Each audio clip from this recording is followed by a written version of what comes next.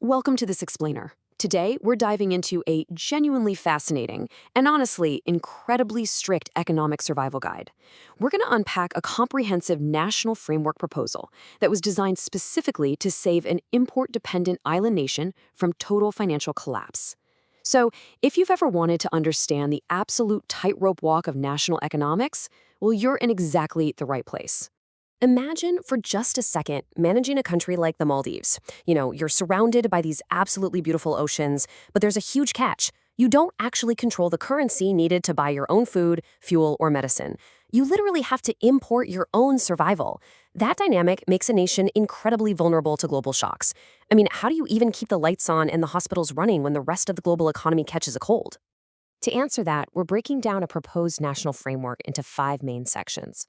We'll look at the island economy trap, protecting essential infrastructure, pausing risky megaprojects, strict new financial rules, and finally, securing long-term prosperity.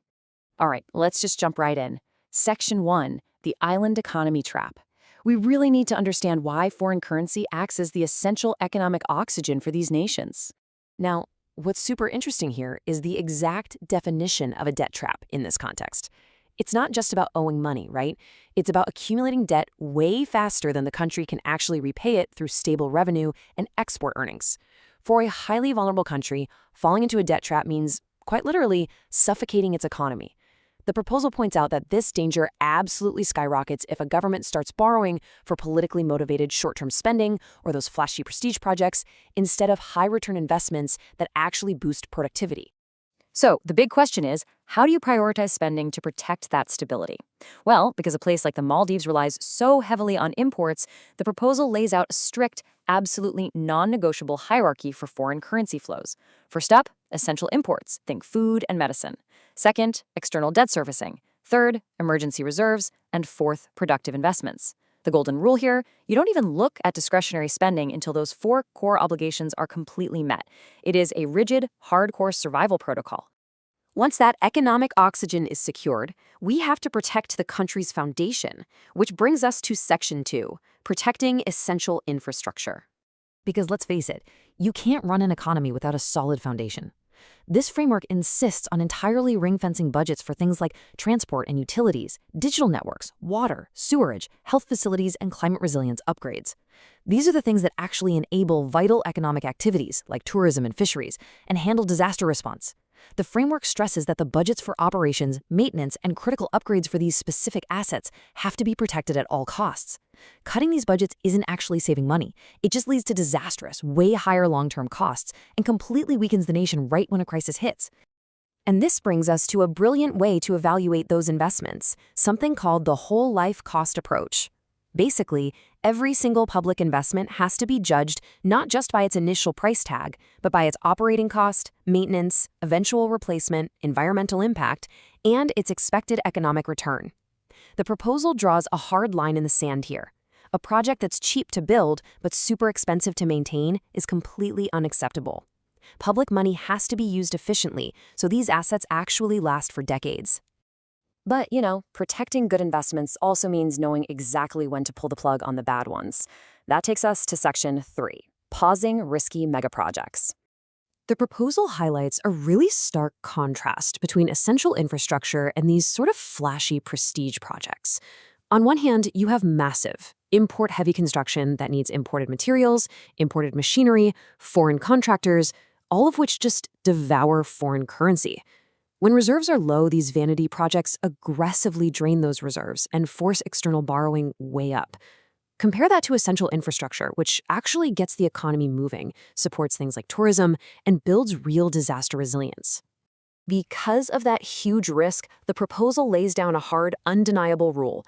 Absolutely no large, import-dependent project proceeds unless public debt is manageable and foreign exchange reserves are sitting safely above threshold.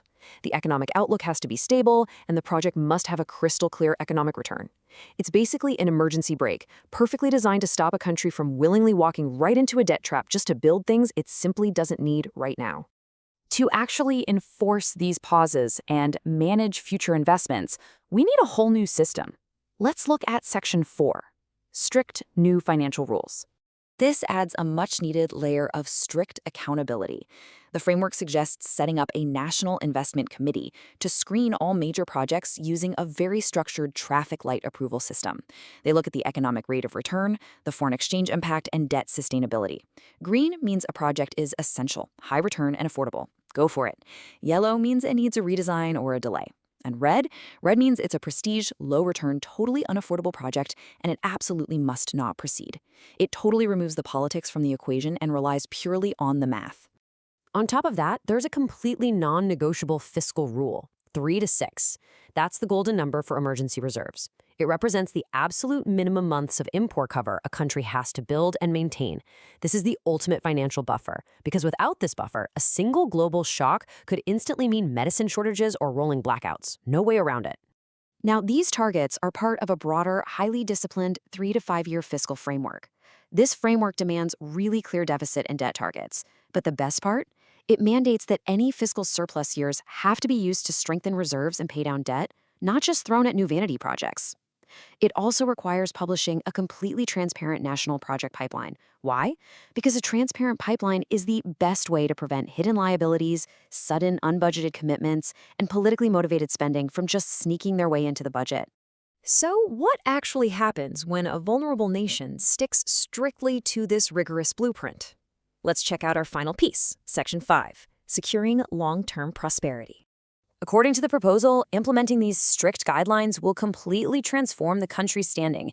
It's going to strengthen economic stability and put up a massive shield against debt traps. By running an economy that is transparent and mathematically sound, investor confidence naturally shoots up. It ensures high-quality public infrastructure that actually goes the distance, safeguards essential services like health and water, and builds a literal fortress of resilience against global shocks. It really is a blueprint for long-term national prosperity. And that leaves us with a really powerful final thought taken straight from the proposal's conclusion. Efficient economic management isn't just a financial necessity, it is a profound national responsibility. By protecting infrastructure budgets, hitting pause on import-heavy projects, and enforcing strict governance, a highly vulnerable nation can actually secure a stable future. Which kind of makes you wonder, if an import-dependent island nation can map out such a rigorous discipline to survive and thrive, what could other, much larger economies learn from this exact same blueprint? Something to think about. Thanks for joining me for this explainer, and I'll catch you next time.